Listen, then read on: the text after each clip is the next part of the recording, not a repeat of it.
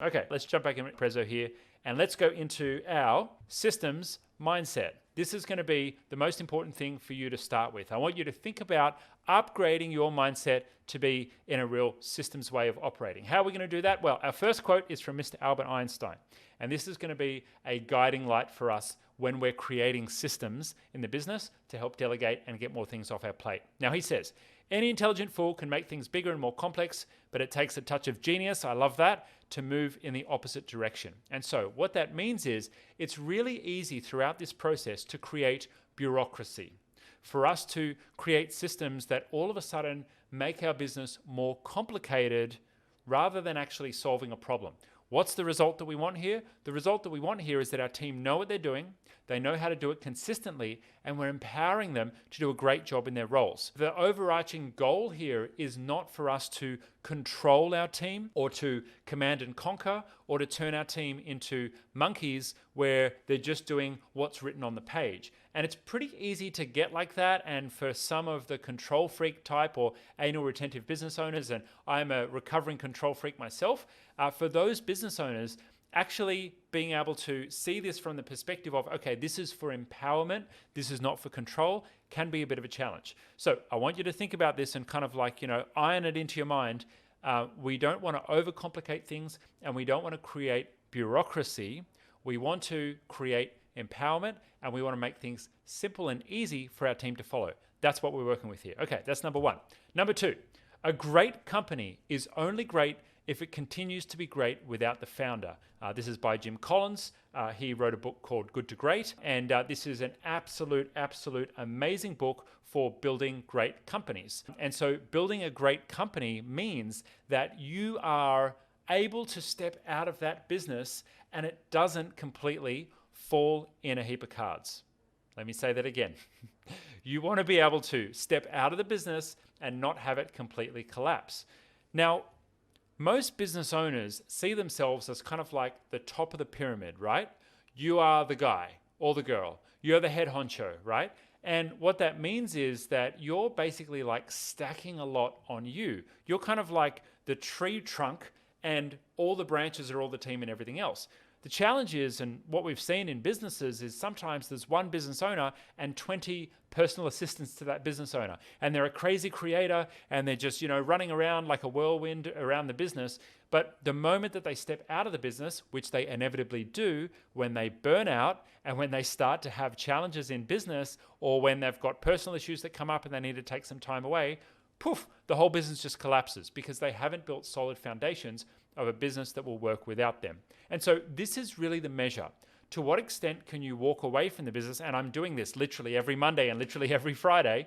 To what extent can you walk away from the business and have it actually still work, still operate? The way I want you to think about this is consider a publicly traded company. Consider, a business that's on the ASX, the Australian Stock Exchange.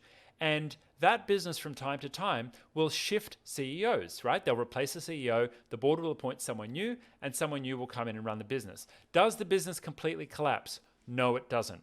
So I want you to think about yourself as the CEO of a publicly traded company. I want you to think about yourself as, well, if I was to be replaced or removed, how would I make sure that this business was still able to operate?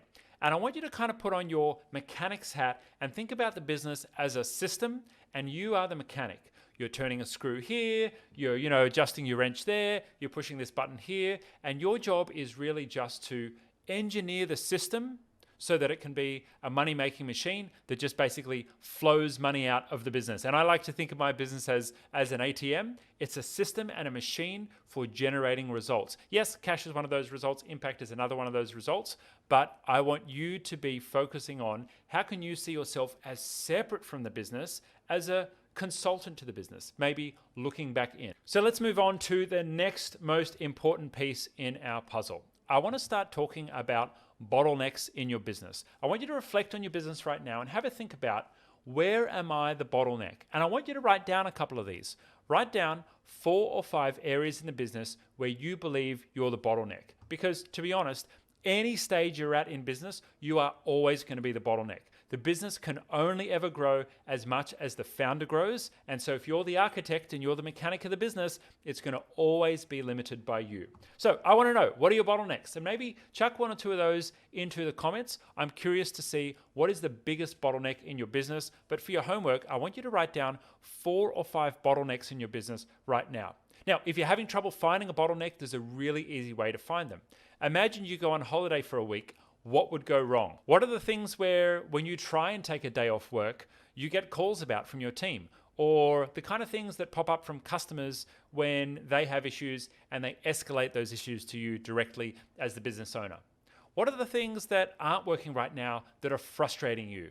All of these may be bottlenecks inside the business. This is something that's pretty good to do every couple of months, is sit down and say, okay, what are my bottlenecks? Because if you're doing your job and you're following our advice around building out systems and building out delegation systems in your business, then you'll be able to take hats off, but there's always more things that kind of end up popping on your plate. And I would say after many years of this practice of delegating and the practice of moving things off to others, eventually you'll get to the point where you end up moving yourself out of the business. You go from the CEO role to maybe the founder role if someone else is running as a general manager or a CEO. And eventually you might end up just being a board member seat role in the business. That may be the last hat that you wear. Maybe you get to a silent investor stage one day. But if you choose to, if you want to have a business that actually runs itself, and the true definition of a business is a business that actually runs without you, then you need to do this. You need to get really, really good at the skill of delegation and moving things off to other people. All right, let's jump back in. I want to help you guys value your time, and this is one of the best tricks that I've learned. I have no idea where I heard of it. It may have been in the 4-hour work week. But I'm going to help you guys to actually measure what is the value of your time. And this may be very surprising for you, perhaps even shocking.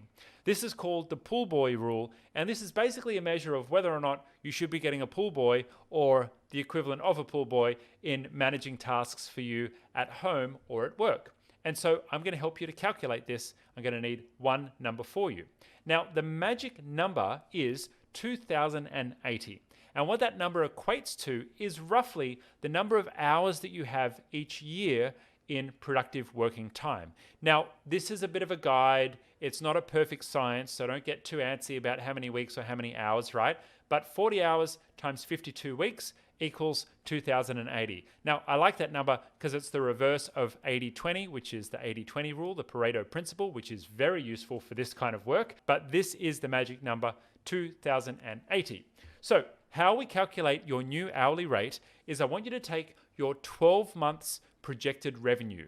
So that's your 12 months goal revenue. Now, it doesn't have to be like pie in the sky goals. It can be just what your conservative goal is for the next 12 months of revenue in the business. So take from today, the next 12 months of your rolling revenue. Or if you want to go based on the financial year, the goal that you set for the financial year from July to June, if you're in Australia, then you take that number, your total sales, your total revenue, the top line, the very, very top line, and divide it by 2080. So we're going to take our target 12-month revenue and we're going to divide that by 2080. So mine right now, our target group revenue for our business is $5 million. Divide that by 2080 and I get $2,500, okay? That's going to be, that number that you end up with is your new hourly rate. So I'd love for you guys to share, what is your new hourly rate? Drop that in the comments below. I'm really interested to know, what is your new hourly rate? And I'm going to take you through a bit of an exercise for you to reflect on how we may use this new hourly rate. Now, every time I do this exercise, I inevitably get the questions. Well, Peter, I don't charge that much per hour, or, I couldn't possibly charge that much, or my team don't charge that much, or what about profit? What about like profit per hour? And what's important here is that we're going to use this as a guide. You are the business owner, you are the head honcho, you are the person responsible for the health of the organization that you run. And for every hour you spend in your business, I'm assuming that you're working on it full time, for every hour that you spend in your business, you need to generate that much in commercial output, that much in commercial result for each one of those hours. And so the reason that we are using this as a guidepost, as a rule, is to value your time as the leader of this organization.